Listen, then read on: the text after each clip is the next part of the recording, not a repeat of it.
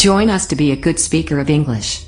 Contact us at 8,804,847,171.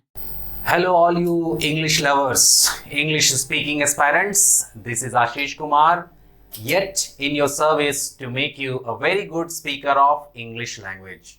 मैं आशीष कुमार आप सभी का अपने चैनल पर स्वागत करता हूं and I have been trying to teach you the ways, the tips, the ideas, the methods that you can apply to speak good and fluent in English. ये मेरी कोशिश है और इसी चीज पर I have already made few videos. मैंने कुछ वीडियोस बना ली हैं. If you have been watching those videos, I'm damn sure that you'd have got some sort of knowledge, some sort of skills, some sort of confidence that you can speak English in front of anyone. और अगर आपने ऐसा नहीं किया है, so please start watching my videos. अगर आप videos देखना शुरू कर देंगे तो I can assure you one thing that definitely sitting at your home, watching on mobile or even watching on TV on laptop and just simply following few steps, कुछ तरीकों को पूरा करके and just practicing yourself, you can definitely make yourself a very good speaker of English.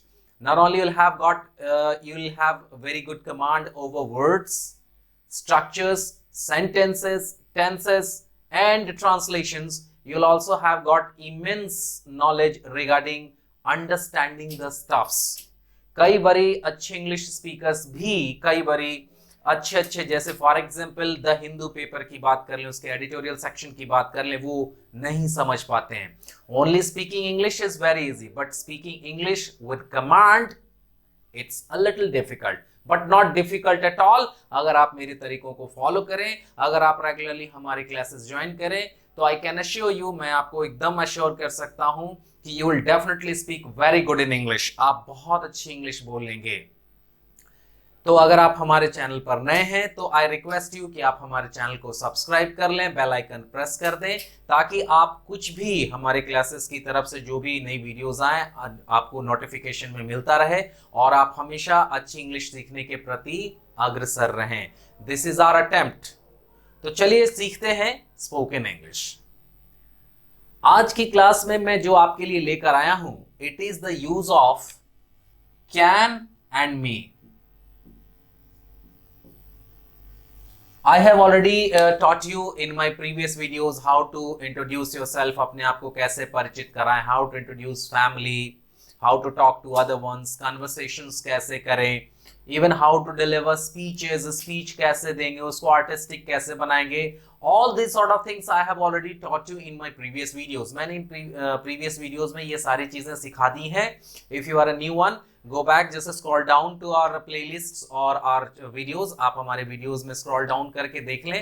There are so many videos that can help to satiate your needs. आपके needs को satiate करने के लिए, संतुष्ट करने के लिए बहुत सारी videos बनी हैं. आप देखें, आप definitely beneficial होंगे, definitely आपको फायदा होगा.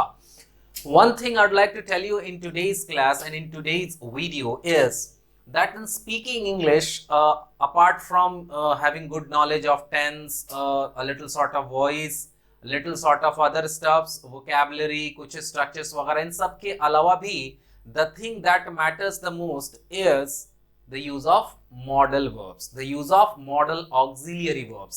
Spoken English में modal verbs और modal auxiliary verbs का बड़ा use होता है और इनसे कई बारी हम लोग बहुत सारे सेंटेंसेस फ्रेम करते हैं, बोलने में यूज करते हैं, अगला बोलता है तो उसे समझते हैं. तो मॉडल वर्ब्स की सीरीज को भी हम लोग देखेंगे और उस सीरीज में जो पहले वर्ड्स मैं आपके लिए लेकर आया हूं वो है कैन और may. If we can go by the Hindi of it, both the words have the same Hindi meaning, that is सकना. दोनों शब्द का जो हिंदी शाब्दिक अर्थ है वो है सकना. But in terms of uses, if you talk about the uses of can and may, अगर आप can और may की uses की बात करें तो they are used in different ways or in different methods or in different places you may say, in different senses you may say. ये अलग अलग जगह पर अलग अलग तरीकों से यूज होते हैं. You might have read many a thing related to it. आपने इनके बारे में बहुत सारी चीजें पढ़ी होंगी, बट मैं आपको यहाँ सिंप्लीफाई करके बता रहा हूँ कि कैन और मे को किस तरह से बोलने में यूज करना है, क्या सेंस होना चाहिए और अगर कोई बोलता है तो आपको क्या समझना चाहिए और उसके बाद अगर पॉसिबल हो तो उसे रिप्लाई क्या करना चाहिए. तो देखें, can is used for surety, capacity, ability, capability, power. Can का जो इस्तेमाल है वो ताकत, सामर्थ्य, क्षमता 100% होने के लिए किया जाता है। कैन का इस्तेमाल इसी तरह की चीजों के लिए किया जाता है।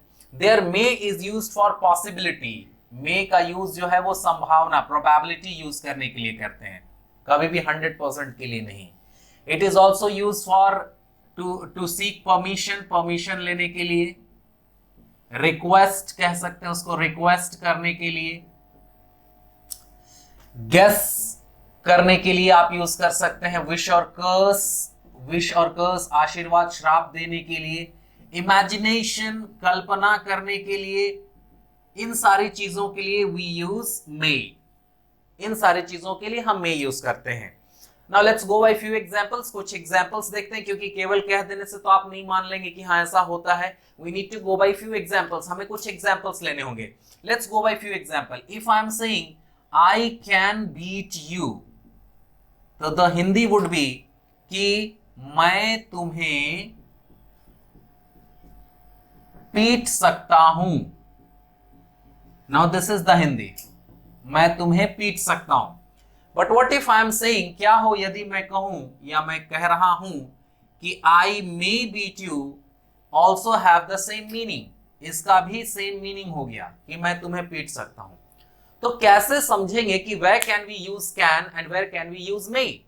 कैसे समझेंगे कि कहां हम कैन का यूज करें और कहां हम मे का यूज करें, कहां हम कैन का यूज कर सकते हैं और कहां मे का यूज कर सकते हैं? ट्राई एंड अंडरस्टैंड, समझने की कोशिश करिए। इफ वी आर सेइंग कि आई कैन बीट यू, अगर हम कह रहे हैं आई कैन बीट यू, तो it means I as a subject, I as a person has enough capacity, has enough power that to perform a task, and that task is beating you. But at the moment if you are saying I may beat you, it means I may have the power, may not have, I may be beat someone or may be beaten, so it's not sure. अगर I can beat you बोलो तो इसका मतलब हुआ कि I रूपी subject को इतना ताकत है, इतना सामर्थ्य है, इतनी क्षमता है कि वह 100% यू को पीट ही देगा। और जब ये 100% हो गया, वहां कैन का यूज किए। बट अगर आप कह रहे हैं आई मे बीट यू, तो इसका मतलब हो गया हो सकता है।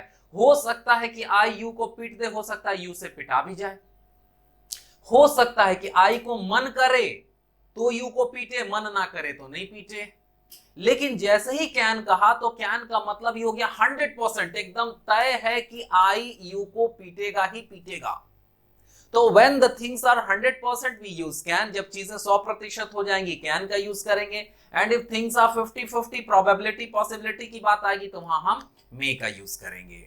ठीक है, कुछ और चीजों को, कुछ और एग्जांपल को ले लें। Suppose if I am saying in Hindi कि वह रानी की मां होगी। So now if you are going by गागेगी, कई लोग जो है हिंदी ट्रांसलेशंस का अंत देखते हैं कि उसमें गागेगी लगा हुआ है और उसे फ्यूचर का मान करके परहैप्स इसे बना देंगे कि she will be Rani's mother. ये गलत हो जाएगा। Why is that so? Let me explain you. मैं आपको समझाता हूं। सपोज आजकल शादी विवाह का सीजन चल रहा है, हमारे यहाँ तो चल रहा है। जो वीडियोस देख रहे हैं आप लोग, पता नहीं आप लोगों के यहाँ चल रहा है कि नहीं, बट एट द मोमेंट हमारे यहाँ जो है ना, ये पीक सीजन चल रहा है शादी विवाह का, वेडिंग सीजन चल रहा है हमारे यहाँ। तो अभी क्या है कि जो लड़कियां हैं, लड़के हैं, ये सब एथनिक वियर पहनते हैं। और एथनिक वियर मतलब वो लहंगा, कुर्ता, पजामा, शेरवानी, ये सब को एथनिक वियर कहते हैं।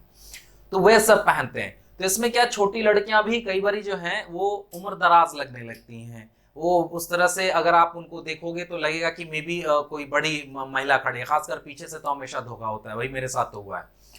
तो सपोज कि किसी ने किसी बंदी को देखा और बोला कि वो रानी की माँ होगी, और उस बंदी की अभी शादी तक नहीं हो रखी, बच्चे की तो बात छोड़ दी जाए, उससे शादी भी नहीं हुई। तो इसका मतलब अगर आप उसको फ्यूचर में बना देंगे कि she will be Rani's mother, तो क्या अर्थ निकलेगा पता है?